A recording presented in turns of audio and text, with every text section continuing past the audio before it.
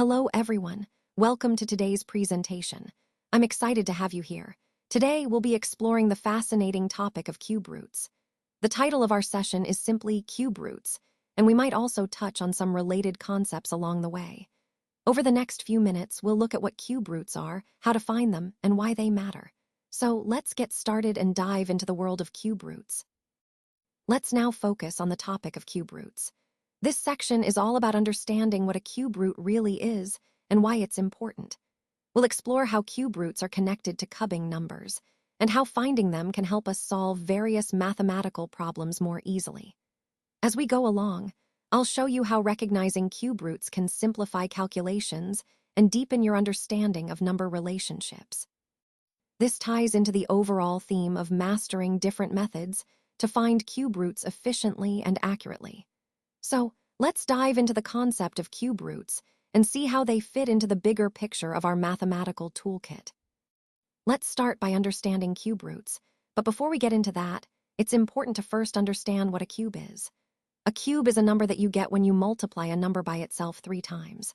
For example, 2 multiplied by 2 multiplied by 2 gives us 8, so we say that 8 is a cube of 2. Grasping this idea of cubes is essential because cube roots are essentially the reverse process. They tell us what number, when cubed, gives us a specific value. So, understanding the concept of cubes helps us make sense of cube roots and see how they connect to the bigger picture of mathematical operations. Now, let's talk about how to cube a number. To do this, all you need to do is multiply the number by itself 3 times. It's like stacking the same number 3 times in a row. For example, if we take the number 3, then cubbing it means calculating 3 times 3 times 3. We write this as 3 raised to the power of 3 or 3. When we multiply it out, it's 3 times 3, which is 9, and then 9 times 3 again, giving us 27. So 3 cubed equals 27. This process is fundamental because it helps us understand how the volume of a cube relates to its side length, which ties into the bigger picture of understanding powers and their applications. Let's look at some more examples of cubes to deepen our understanding. Starting with the number 1, when we cube it, 1 raised to the power of 3 equals 1. Next, take the number 4. When we cube 4, written as 4 it equals 64. Moving on to 2, cubbing it gives us 2 which equals 8. Now, let's consider 7 and 5. Cubbing 7, or 7 results in 343, while cubbing 5, or 5 equals 125. Notice how the cube of 5 is much larger than 5 itself, illustrating how quickly these values grow. Let's look at some larger numbers. For example, 8. Cubbing 8 gives us 512, and for 10 equals 1000. This shows that, as the base number increases, the cube increases significantly. Similarly, for 3, cubbing it results in 27, and for 6 equals 216. And for 9 is 729. These examples highlight how the cube function amplifies the original number quite dramatically. They're great for visualizing how exponential growth works, especially in 3 dimensions or when dealing with volume calculations. Overall, understanding these examples helps us see the pattern and the rapid increase in values when we cube larger numbers. Now, let's talk about cube roots. When we take the cube root of a perfect cube, what we're really doing is finding the length of one edge of that cube. Think of it this way. If you have a perfect cube and you know its volume, the cube root will tell you how long each side is. This is a very useful concept because it helps us reverse the process of calculating volume. Instead of going from side length to volume, we're going from volume back to side length. This idea ties into the overall theme of understanding the relationships between shapes and their measurements. So, whenever you encounter a perfect cube, remember that the cube root gives you that fundamental dimension, the length of one edge. Let's take a closer look at the cube root symbol. This is the special symbol that means cube root.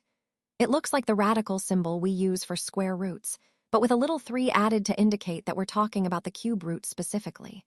So, for example, if I say the cube root of 27 equals 3, it means that 3 cubed, or 3 times 3 times 3, gives us 27.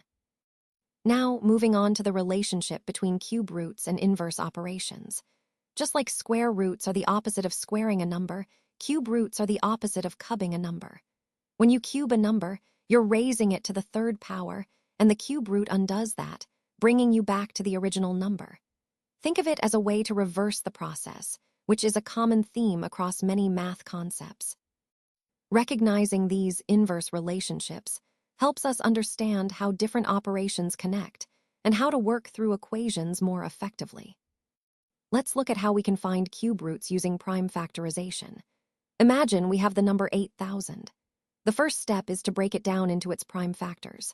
So 8,000 can be expressed as 2 multiplied by itself several times, specifically 6 times, and then multiplied by 5 3 times. In prime factorization form, that looks like 2 times 2 times 2 times 2 times 2 times 2, and 5 times 5 times 5. Now, since we're dealing with cube roots, we want to identify groups of 3 identical prime factors because the cube root essentially asks, what number, when cubed, gives us our original number? So, for 8,000, we see that we have 6 2's, which form 2 groups of 3, and 3 5's, which form 1 group of 3. By grouping these factors, we can simplify the process of finding the cube root. The cube root of 8,000 is then the product of one factor from each group. In this case, that's 2 times 5, which equals 10. So the key takeaway here is that prime factorization helps us see the structure of a number clearly, making it easier to find its cube root, especially for larger numbers. This method is powerful because it turns the problem into grouping prime factors, simplifying what might seem complex at first glance. All right, let's walk through how to find cube roots using estimation.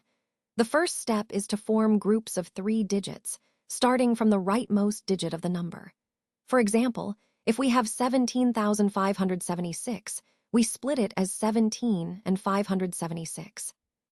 Next, we focus on the last 3 digits, which is 576 in this case. The digit at the ones place is 6. That tells us that the cube's units digit must be 6, because when we cube a number ending in 6, the result ends in 6. So we take 6 as the required cube's ones place. Then we look at the remaining digits, which are 17. Now we need to find a number whose cube is close to 17. We know that 2 cubed is 8, and 3 cubed is 27. Since 17 falls between 8 and 27, the smaller of these, 2, is our estimate for the cube's tens place.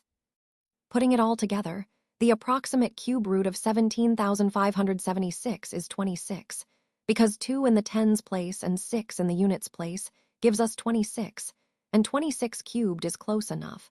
Specifically, 26 cubed equals 17,576, which is exactly our original number.